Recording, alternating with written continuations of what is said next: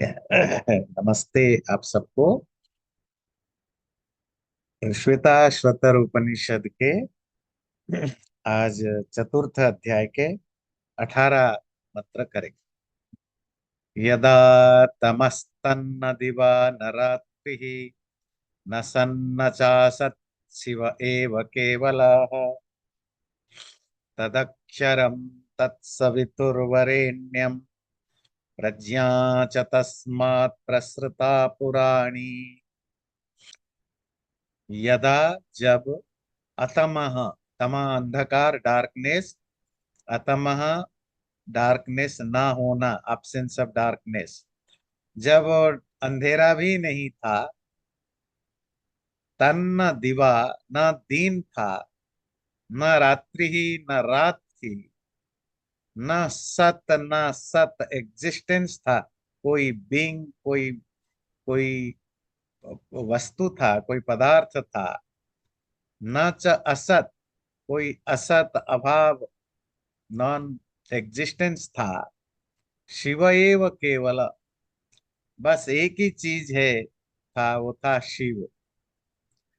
तदक्षरम, वही अक्षर था, अविनाशी था।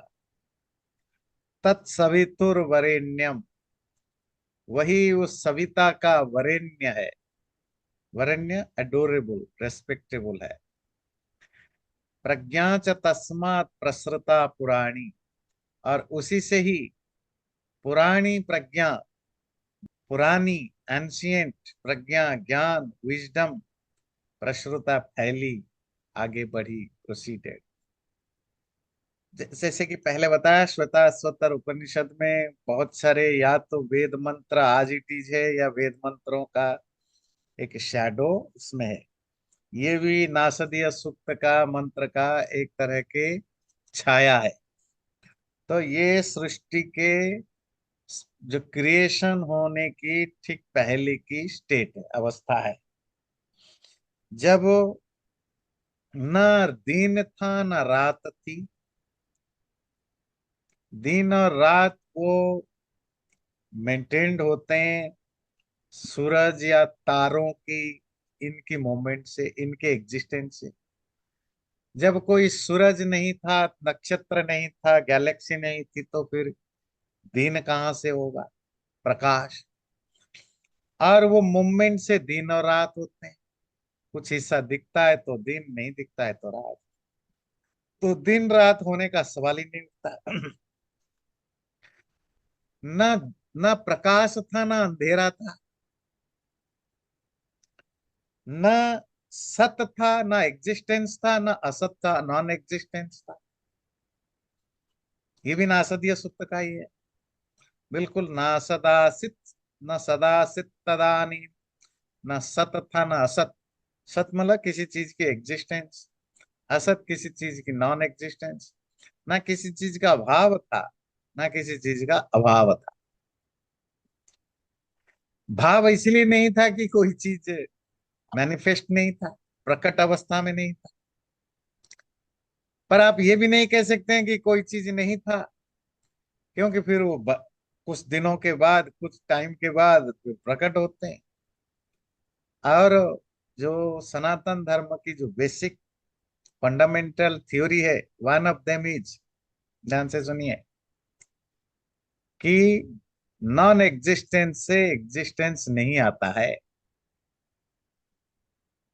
ये बुद्धिस्ट थ्योरी है कि नॉन एग्जिस्टेंस से एग्जिस्टेंस आता है, शून्य से सृष्टि होती है। हमारे यहाँ है कार्य, इफेक्ट, अपने जो मटेरियल कॉज है, उपादान कारण, उसमें सृष्टि जब नहीं होता है तो भी एग्जिस्ट करता है। और क्यों करता है, उसके लिए उन्होंने बहुत सारे एग्जाम्पल दिया। क्यों आप नहीं मान सकते कि वैक्यूम से कोई चीज पैदा होता है, उससे यूनिवर्स में केओस हो जाएगा।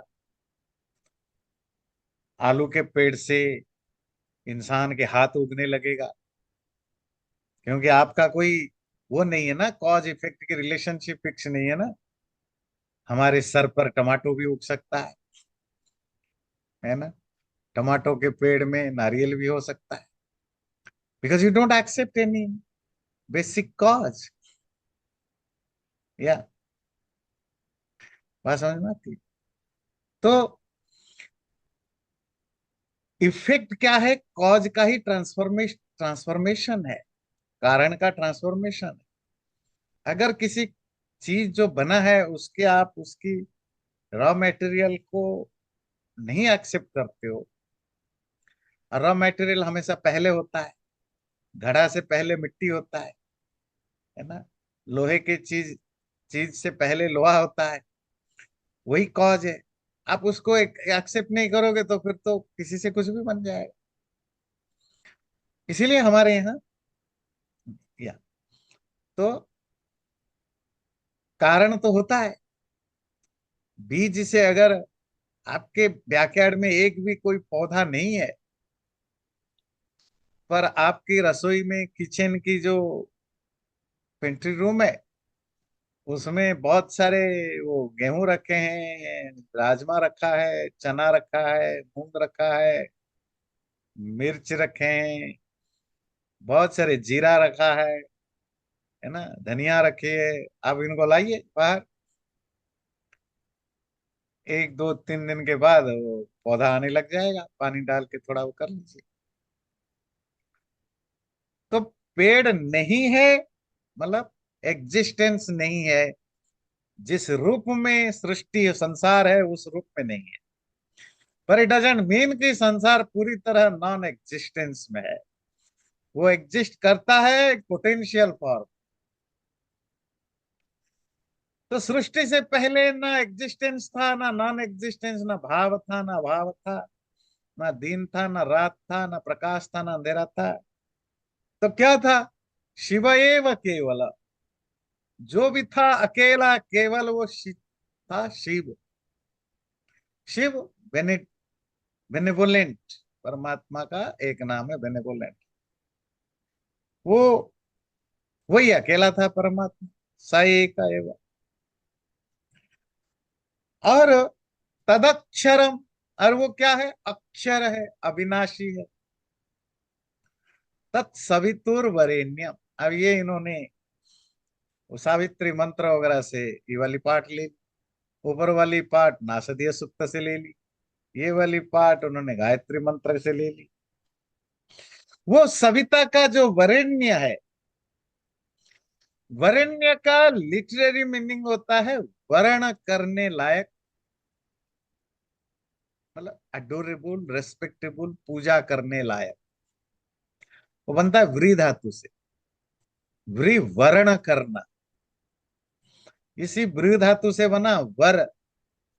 जो ब्याह होता है तो जो ग्रूम है उसको वर कहते हैं, वर वधु, वधु लड़की को कहते हैं, ब्राइड को। ग्रूम को कहते हैं वर। वर का अर्थ होता है श्रेष्ठ। श्रेष्ठ क्यों? क्योंकि वो वर चूज किया गया है, और जिसको आप चूज करते हो वो आपके लिए बेस्ट ही होता है। मतलब प्रैक्टिकली वो बेस्ट हो ना हो, पर you choose because you thought this is the best. अरे बड़े इंटरेस्टिंग चीजें मुझे बात से याद आई। तो हमारे ट्रेडिशन में लड़कियां या लड़कियों के माँ बाप लड़का चूज करते थे। लड़कियां या लड़के वाले चूज नहीं करते थे। इसीलिए लड़कों का नाम पड़ता है वर। वो चूज किए गए होते हैं, क्योंकि वो चुजन है, चुने गए हैं। इसीलिए वो शब्द बाद में फेमस हो गया श्रेष्ठ के रूप में। जो मेरे लिए, जो मैंने चूज किया मेरे लिए अच्छा है, वो मेरे लिए श्रेष्ठ है। तो जो वर्ण करने लायक हो उसको कहते हैं वरेण्य। गायत्री मंत्र में भी आता है तत्सवि, यहां भी सेम है, तत्सवितुर्वरेण्यम। उस सविता का जो वरेण्य है, जो रिसीवेबल, अडोरेबल, पूजा के योग्य, श्रद्धा के योग्य, अगर हिंदी में अर्थ करें, भक्ति के योग्य जो भर्ग है। भर्ग का अर्थ होता है, हाँ, उसकी जो बिल्कुल जो प्योरेस्ट फॉर्म, भृज धातु से बना भुना हुआ। भुना हुआ समझते हैं? आग में जब भूनते हैं तो आग से भुनने का शुद्धता से क्या संपर्क है? क्योंकि आग में कोई चीज भून डालते हैं, या तो वो जल के राख हो जाता है, जो बच जाता है वो प्योर होता है। सोना, लोहा, चांदी, तो वो आग में डालने के बाद शुद्ध होकर निकल जाता है। दैट्स अ भर्ग, शुद्ध।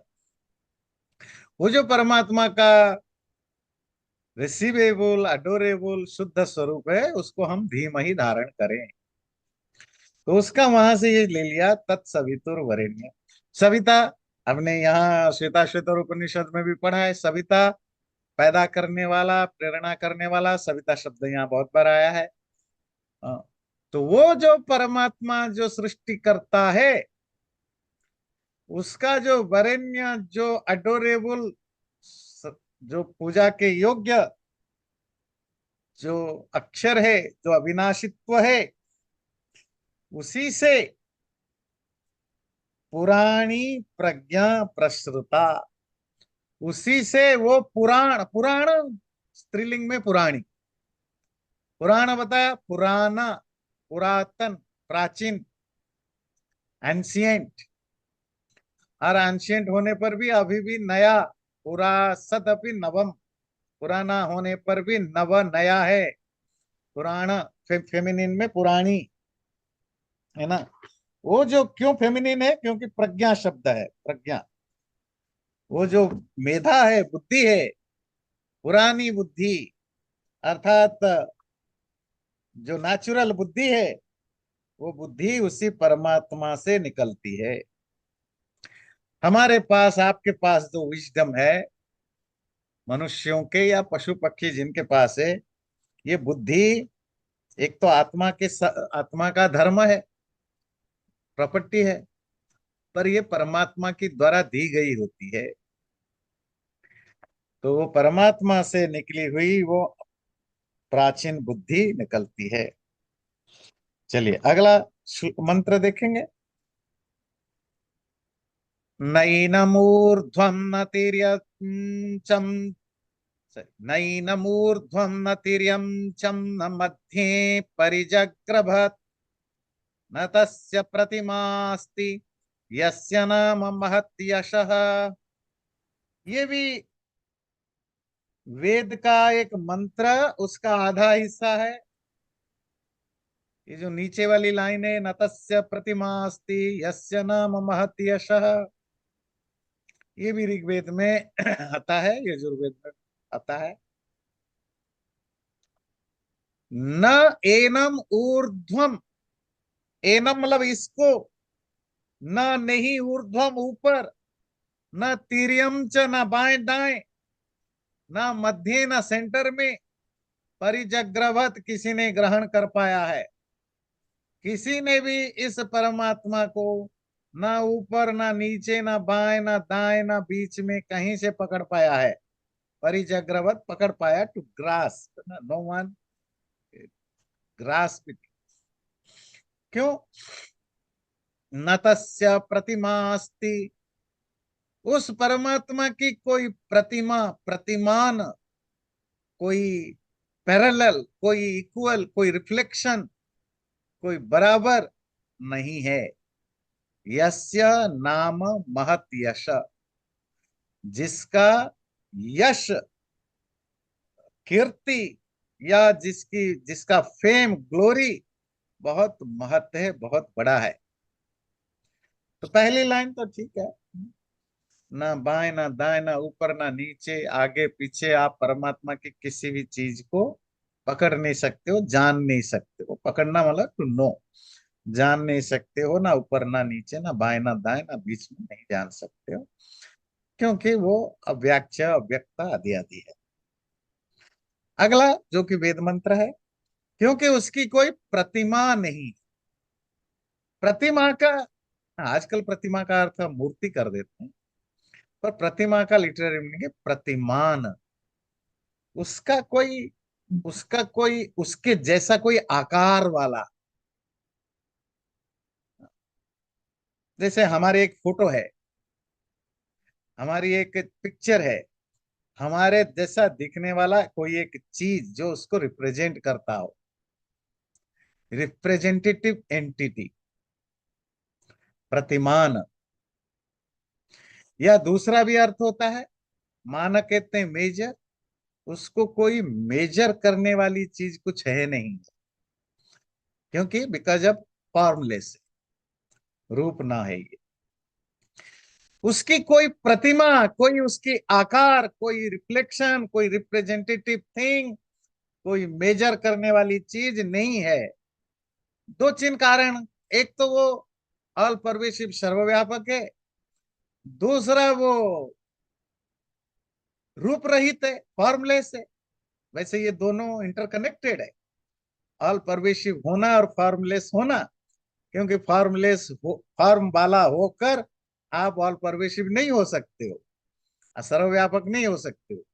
और कोई सर्वव्यापक है वो रूप वाला नहीं हो सकता। इसीलिए क्योंकि उसका कुछ हो नहीं, उसका कोई आप बना नहीं सकते।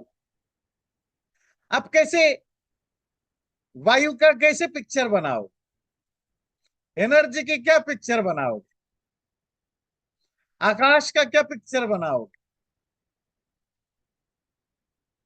चलो पिक्चर नहीं, उसको जितने आर्ट फॉर्म है, आर्ट फॉर्म है, वो आर्ट फॉर्म में क्या करते हैं, आप उसको रिप्रेजेंट करते हैं ना। तो वो ड्राइंग में करे, लिरिक्स में लिख करके करे, एक्ट करके करे, पेंटिंग करे, मूर्ति कुछ स्कल्पचर बनाए, कैसे करेंगे? अब आकाश का अगर आपको दिखाना है तो आप कैसे, सपोज आप थिएटर कर रहे हैं, अब कैसे आकाश को शुरू करेंगे? हम क्या करते हैं, वो दिखा देते हैं स्काई को, नीला स्काई को। पर आकाश तो वैक्यूम है, इथर है। तो क्या करना पड़ता है आपको, कुछ ऐसी एक चीज ले जाते हैं जो रिलेटिवली हल्का सा आपको कनेक्ट करे। जैसे हम बोलते हैं वो परमात्मा सागर की तरह गहरा है, आकाश की तरह बड़ा है। क्यों? आपके पास कोई और ऑप्शन नहीं है। सागर से गहरा चीज कुछ है नहीं, आकाश से बड़ा चीज कुछ है नहीं, सूरज से ज्यादा प्रकाश देने वाला चीज आपको कुछ है नहीं। तो आपके तो परमात्मा क्या है, सूरज जैसा प्रकाश देने प्रकाशक है, आकाश जैसा व्यापक है। क्योंकि आपके पास यही लिमिटेड ऑप्शन है। इसलिए उसकी कोई प्रतिमान, कोई लाइकवाइज, उसके सिमिलैरिटी सिमिलिट कुछ नहीं है। किसकी? जिसका ग्लोरी, नाम, नेम, यश, ग्लोरी, महत है, बहुत बड़ा है। यश, उसकी ग्लोरी बड़ा है, इसका मतलब क्या है कि उसकी फेम को लोग जानते हैं इस नाते नहीं। हो सकता है लोग ना भी जाने, लोग पैदा ही ना हो तो कहां से जानेंगे ये सब। तो बहुत सारे ऐसे टाइम होता है जहां लोग होते ही नहीं। पर ये जो यूनिवर्स है, और ये यूनिवर्स की जो विविधताएं हैं, जो डाइवर्स चीजें हैं, यही उसकी ग्लोरी है। परमात्मा को समझना है, आप यूनिवर्स को देखो। आजकल वो भारत में वो बना है ना पुल, वो जम्मू कश्मीर में, वो जो क्या कहते हैं, है ना, दो तीन पुल बना है तो बड़ी तारीफ होती है कि देखो भारत में ये रेल का ब्रिज भी बनाया है वो, और वो अंजी ब्रिज कुछ है। जब आप इस ब्रिज को देखते हैं, अच्छा जो लोग ट्रेन में जाते हैं, अब ये यूट्यूबर वगैरह सब न्यूज वाले डालते हैं, जब अभी वो ट्रेन अभी अभी चलना शुरू हुआ वहां, तो वो जब वो पुल से जाते हैं वो बताते हैं, वाह, धन्य है वो वर्कर इंजीनियर जिन्होंने इसको बनाया। जब आप एयर कंडीशन, अब तो एयर कंडीशन फैमिलियर हो गया, आपको कुछ फर्क नहीं पड़ता। अब एआई आया है, नई नई चीजें, तो आपके तो जैसे ही एआई आप यूज करते हो, आपके मन में क्या आता है, जिसने बनाया होगा भाई, किसने बनाया होगा। तो वो जो बनाने वाला का जो यश है ना, ग्लोरी है, वो चीज इनके थ्रू ही आता है। बात समझ में आती है? जब हम पहली बार अमेरिका आते हैं, देखते हो कितना प्रॉस्पेरिटी है, कितना नीट एंड क्लीन है, कितनी रूल फॉलो करते हैं, कितना सिस्टम है। तो हम पढ़े लिखे जो होते हैं, हम क्या कहते हैं, देखो जिन्होंने भी इसको रूल किया है, जो गवर्नेंस सिस्टम बनाया तो उन्होंने ही है। जो भी जो जो भी यहाँ के एस्टेब्लिशमेंट गवर्नेंस करने वाले लोग हैं, दादा देखा, उनके कारण ये अमेरिका ऐसा बना। काश हमारे नेता भी ऐसे होते, फिर मन में आता है। तो एक्चुअली जब आप चीजों को देखते हो, किसी का घर देखते हो, बड़ा खूबसूरत घर है, तब तारीफ किसकी करते हो? जब आप कहते हो ये घर बहुत अच्छा है, अब इनडायरेक्टली तारीफ किसके कर रहे हो? घर के मालिक का। जब कहते हैं देखो कमाल की गाड़ी है, तो तारीफ या तो मालिक की कर रहे हो, या जो जो बनाया उसको करते हो। तो इसीलिए परमात्मा का जो ग्लोरी है, वो कहाँ है? यूनिवर्स की, कॉस्मस की हर चीज में। देखो बॉडी कैसे बनाया, ब्रेन कैसे बनाया, सूरज कैसे बनाया, पानी कैसे बनाया। जितने भी आप नेचर के मिरेकल देखते हो, उतना मिसमराइज होते हो। इवन कोई ईश्वर को नहीं भी मानता, तो वो कहता है जिसने भी बनाया हो, जैसे भी बना हो, कमाल है। तो हमेशा आप चले जाते हो बनाने वाले के पीछे। यही उसकी ग्लोरी है। बने हुए चीज को देख करके आप उसकी ओनर या ऑथर को तारीफ करते हो। यही उस परमात्मा का यश है। अर्थात जब भी तुम परमात्मा को समझोगे, जानोगे, कोई शास्त्र या बुक इतना पढ़ने की जरूरत नहीं। आप बस इस दुनिया को देखो, और उस नजरिए से देखो कि कैसा ये चीज है।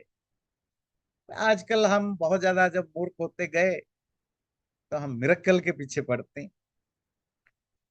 क्या हम चमत्कार मानते? जी साईं बाबा ने फूंक दिया, भूत निकाल दिया।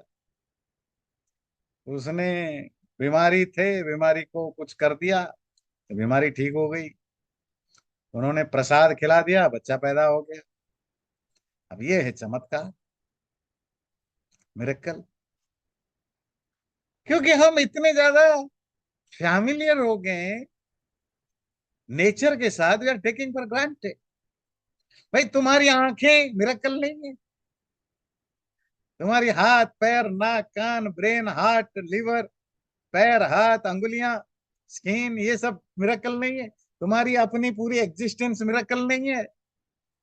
ये सूरज चांद आकाश बादल पानी धरती, ये मिरेकल नहीं है?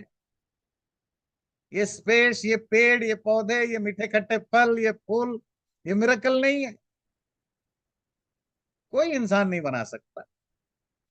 तो जब आप अनबायस्ड होते हैं, सेल्फिश नहीं होते हैं, और नॉन सेल्फिश होकर के, नॉन बायस्ड होकर के इस दुनिया की किसी भी चीज को देखते हैं ना, तो आपको उसमें दिखता है कितना मिरेकल है, ये चमत्कार है।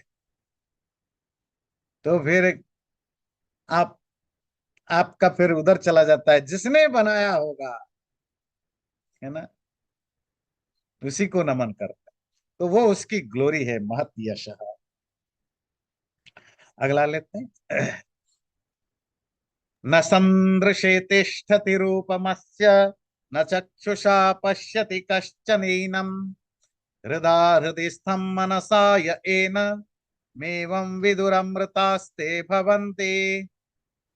वो जो परमात्मा, अस्य रूपम, उसका जो रूप है, जो स्वरूप है, वो हमारे संदृश्य में, संदृश्य कहते हैं जब फील्ड ऑफ विजन, हमारे दृष्टि में, नजर में नहीं रहता। जहां तक तुम्हारा विजन जा सकता है, वो वहां तक परमात्मा नहीं होता। न चक्षुषा पश्यति कश्चन एनम, कोई भी इसको अपने आंख से नहीं देख सकता। जब आंख कहते देखना कहते हैं ये सिर्फ आंख या देखना नहीं, इंद्रियों का रिप्रेजेंटेटिव है। मतलब आंख से ना देखा जा सकता, ना कान से सुना जा सकता, ना नाक से सूंघा जा सकता, ना जीभ से चखा जा सकता, ना स्किन से छुआ जा सकता। तो ये सारे इंद्रियों को रिप्रेजेंट करते हैं, ये रिप्रेजेंटेटिव वर्ड है ना। तो वो किसी भी इंद्रिय से जाना नहीं, कोई नहीं उसको जान पाता। पर क्या ये बिल्कुल नहीं जाना जा सकता? जाना जा सकता है। कैसे? हृदय स्तंभ, हृदय में रहने वाले उस परमात्मा को हृदय मनसा य एनम एवं विदु। जो हृत से, पिछले बार पढ़ रहे थे, हृत काटने वाला, वो ज्ञान जो काट देता है क्या? संशय को, डाउट्स को, हमारे अंदर रहने वाली जो चीजें उनको काट देता है, नष्ट कर देता है। और मनसा, वो जो इंट्यूशन, जो आपके रियलाइजेशन है, ज्ञान, यहाँ मन का मतलब माइंड भी नहीं है, इसके द्वारा, अर्थात थियोरिटिकली एंड प्रैक्टिकली। थियोरिटिकली जैसे जैसे ज्ञान बढ़ेगा, तो थियोरिटिकली जो आपकी डाउट्स हैं, कंफ्यूजन्स हैं, वो दूर होते जाएंगे। और जब आप प्रैक्टिकली रियलाइज करते जाएंगे, तो आपके इंटरनली जो भी मानसिक गांठे हैं, जो मेंटल, है ना, लॉक्स हैं, वो सब खुलते जाएंगे। तो जब उसके द्वारा जो व्यक्ति एनम एवं विदु, इसको इस रूप में जान लेता है, अमृतास्ते भवंती, वो अमृत बन जाते हैं, इमोर्टल बन जाते हैं। ये तो रिपीटेडली आ रहा है। ठीक है, तो ठीक है, इसमें कोई क्वेश्चन है? ज्यादा समझाने की जरूरत ही नहीं, तो नेक्स्ट चलते हैं।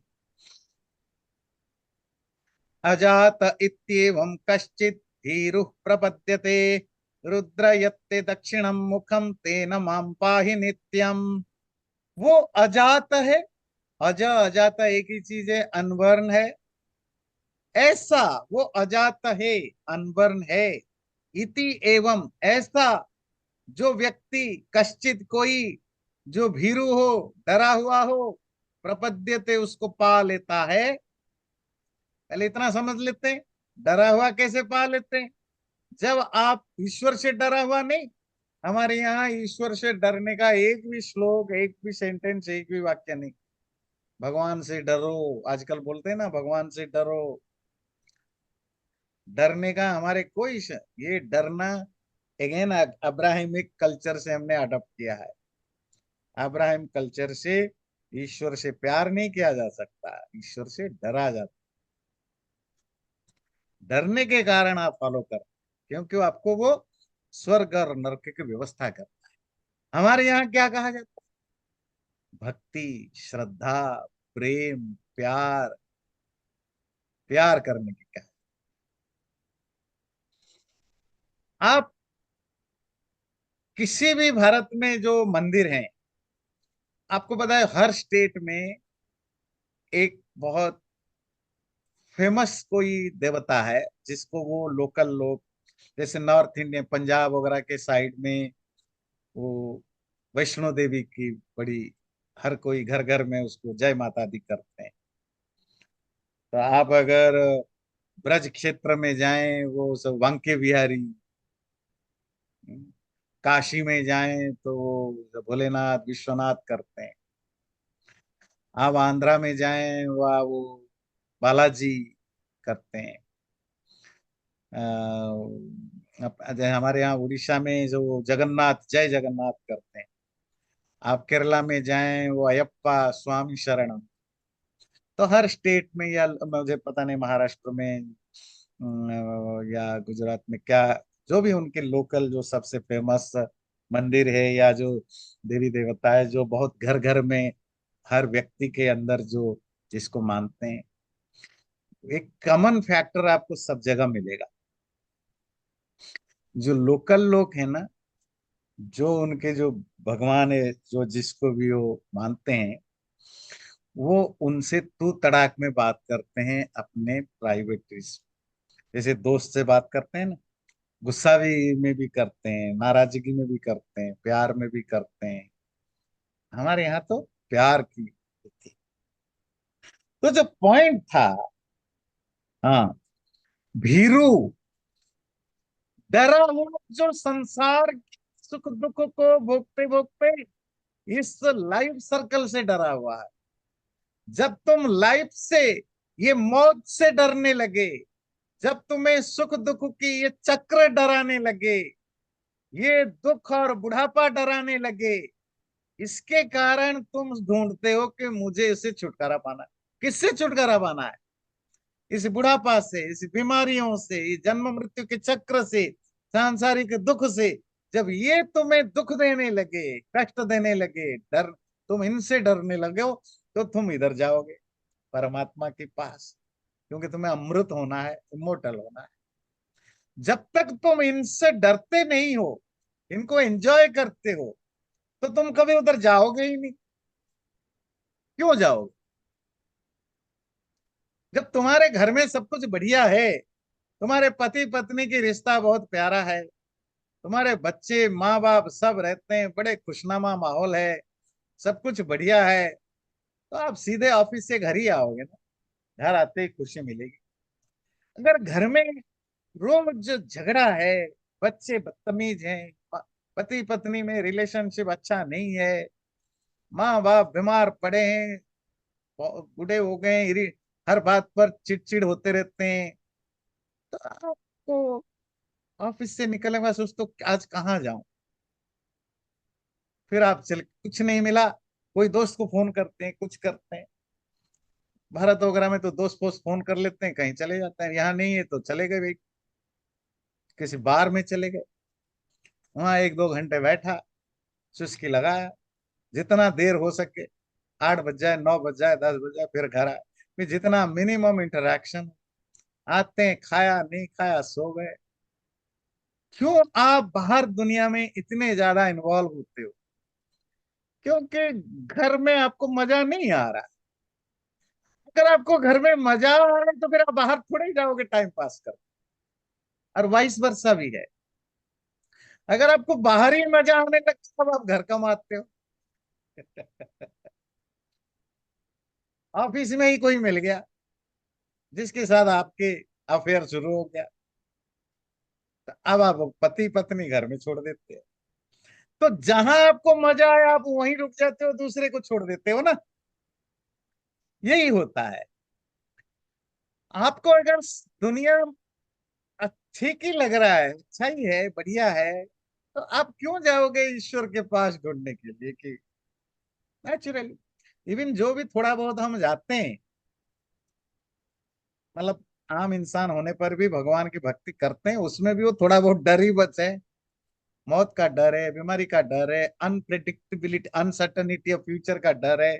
वही डर हमें खींच लेता है परमात्मा के। तो डर ईश्वर से नहीं, डर इस दुनिया से, इस लाइफ से, इस लाइफ में होने वाले अप एंड डाउन से, अनसर्टनिटी से। और जिस व्यक्ति को जितना ज्यादा डर इस यूनिवर्स से होने लगेगा, उतना वो परमात्मा की भक्ति में जाएगा, क्योंकि उसको ये नहीं चाहिए।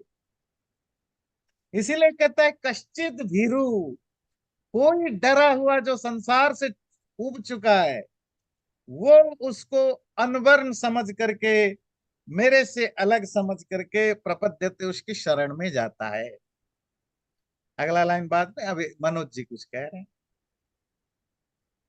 आचार्य जी, तो there is a problem in every religion कि गॉड का जो कॉन्सेप्ट है उसके बारे में, प्रॉब्लम ऑफ इवल, कि दुनिया में ये इवल क्यों है।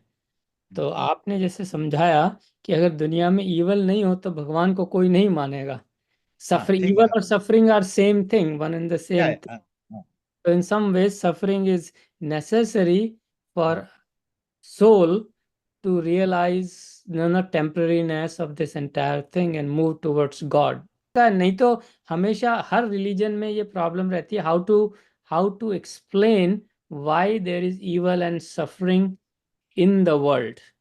और उसका हर रिलीजन फिलोसफिकली उसका एक्सप्लेनेशन, बहुत बड़ी डिबेट है फिलोसफी आपको जैसे।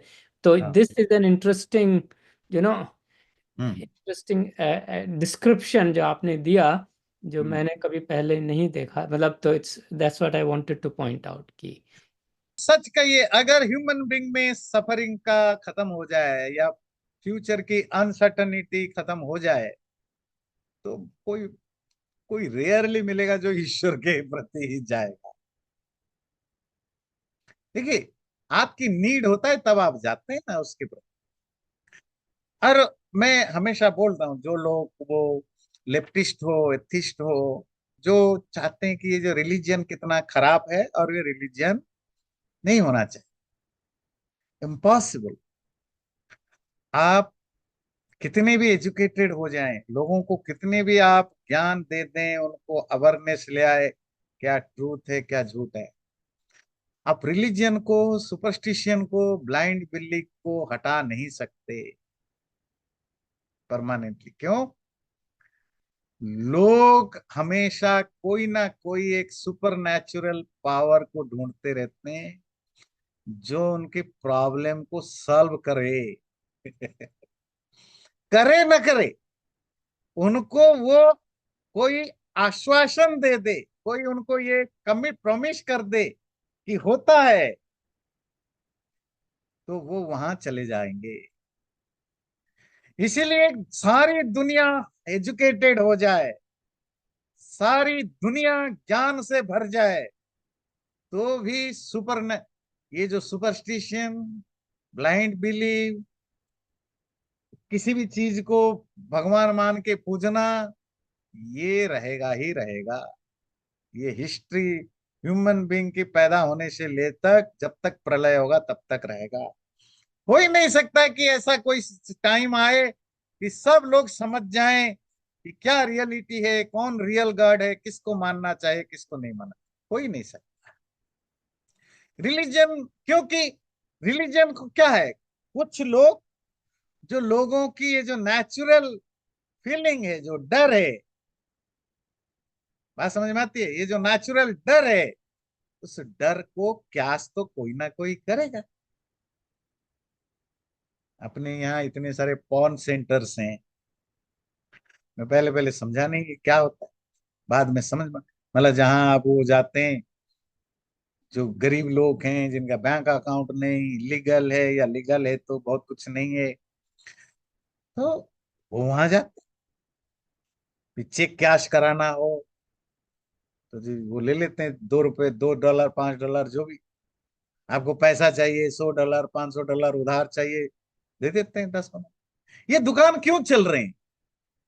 क्योंकि पब्लिक में नीड है। पर जब आप जाते हैं आपको लगता है इसकी क्या जरूरत है, क्योंकि आप अपने पर्सपेक्टिव पे सोचते हैं, क्योंकि आपके पास पैसा है, आपके पास अकाउंट है, आप बहुत पैसा कमाते हैं, आपको दुनिया पता है, आप स्टॉक मार्केट में पैसा लगाते हैं, आपके लिए वो इसलिए है। आपको लगता है ये बेकार है, ये लूट रहे हैं, 5% ले जाते हैं, 10% ले जाते हैं, 15% लेते हैं, बेकार है, ये बंद होना चाहिए। नहीं, दुनिया में हर चीज की जरूरत है।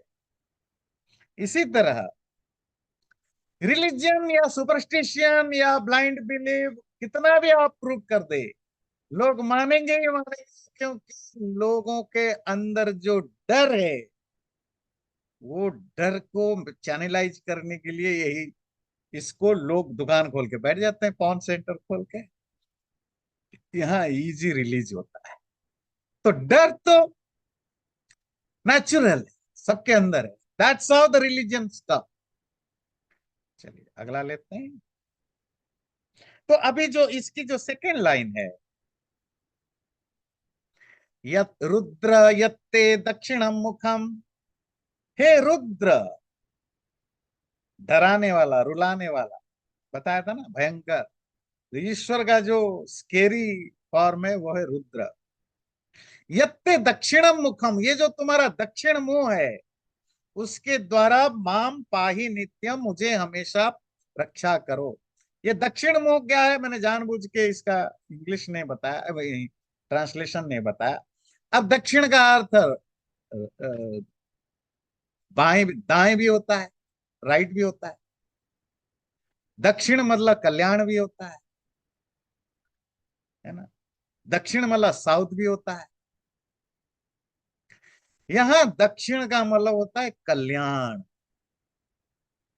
दक्ष, दक्षिण, दक्षिणा, दाक्षी, ये सब सेम वर्ड है, पर यहाँ दक्षिण मतलब कल्याण। वो जो तुम्हारा कल्याण स्वरूप है, उस कल्याण स्वरूप से तुम हमारी रक्षा करो। मानस्तु के तनये मान आयुषी, मानो गोषु मान अश्वेषु रीरिषः, वीरान मानो रुद्रभामितो, वधिर्हविष्मतः सदमित्वा हवामहे। ये प्रार्थना, ये भी वेद मंत्रों का एक झलक है। इसमें वेद मंत्र इस तरह के बहुत मिलते हैं। मानस्तु के, मामला मत, हमारे तोक बच्चों के प्रति, तनये हमारे ग्रांड बच्चों के प्रति, ग्रांड चिल्ड्रन के प्रति, मान आयुषी हमारे लाइफ के प्रति, मानो गोश न कहते हैं हमारे, मामला मत हमारे गायों के प्रति, अश्वेश हमारे घोड़ों के प्रति, मान रीरीश गुस्सा मत करो, नाराज मत हो। हे रुद्र, जो डराने वाले, वीरान मानो, और हमारे जो वीर हैं उन वीरों के प्रति, भामितः क्रोधित, क्रोध भाव न रखो, वधि ही क्रोध में वध मत करो, मत मारो। हविष्मंत, हम तुम्हारे हवि देने वाले भक्त हैं, आज की भाषा में कहें डिवोटी हैं, भक्त हैं। सदमित्वा हवामहे, सदमित हमेशा, कौन, रेगुलरली, त्वा हवामहे तुम्हें हम हवन करते हैं, आहुति देते हैं, या तुम्हें तुम्हारी उपासना भक्ति करते। तो ये वैदिक मंत्र है, जिसमें ईश्वर की वो जो रुद्र रूप है, जिसमें आपकी भूकंप आता है, सुनामी आती है, तूफान आते हैं, बाढ़ आता है, हैजा फैलता है, प्लेग फैलता है, बीमारियां फैलती है, अकाल मृत्यु होती है, घर में बहुत सारे क्लेश होते हैं। इन सब देख करके लोग, अभी जैसे हम डिस्कशन कर रहे थे डर की बात, तो हमने परमात्मा से प्रार्थना करते हैं कि मेरे बच्चों को, मेरे ग्रैंड चिल्ड्रेन को, पोते पोतियों को, मेरे गाय बकरी, बकरी शब्द तो नहीं, मैं ऐसे ही आज की भाषा में बोल देता, गाय घोड़ों को, हमारे वीरों को। वैसे वेदों में वीर का अर्थ पुत्र भी होता है, बेटा, और भाई भी होता है। इसीलिए आपको पता होना चाहिए, पंजाबी, अगर कोई वैदिक वैदिक वैदिक लैंग्वेज या वर्ड से, वोकाबुलरी से सबसे क्लोजेस्ट कोई लैंग्वेज है अभी भी, वो है पंजाबी। बहुत सारे जो वैदिक वर्ड जो संस्कृत में उस सेंस में यूज नहीं होते हैं, पर पंजाबी में होते हैं। तो हमारे जो भाई या लड़के हैं, उनको उनको मत मारो, उनके प्रति गुस्सा मत करो। हम तुम्हारे भक्ति करने वाले हैं। उन दिनों भक्ति के लिए क्या होता था, यज्ञ, हवि, हवि, हवि देने वाले, आहुति देने वाले, हमेशा हम तुम्हारे भक्ति करते रहते हैं। बस हमारे प्रति क्रोध मत करो। जस्ट अभी हम बात कर रहे थे कि ये ह्यूमन नेचर है।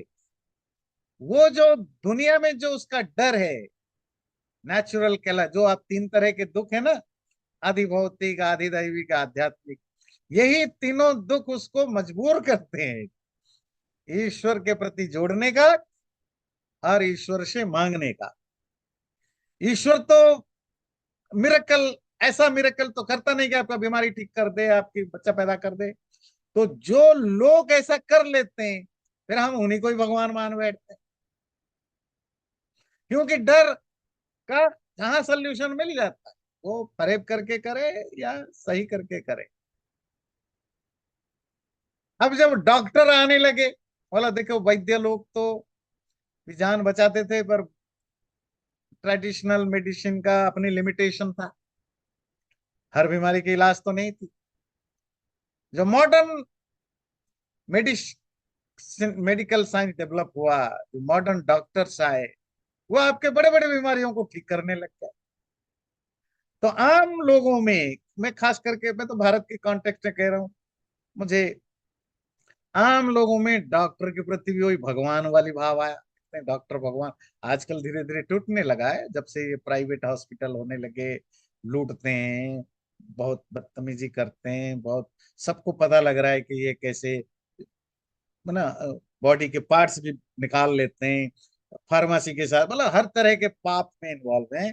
पर नहीं तो ट्रेडिशनली लोगों को डॉक्टर के प्रति वो जो एक भगवान वाला, या जो वर्ड कहते हैं डॉक्टर भगवान होता है, ये अमेरिका में भी पढ़े लिखे लोगों में भी होता है। क्यों?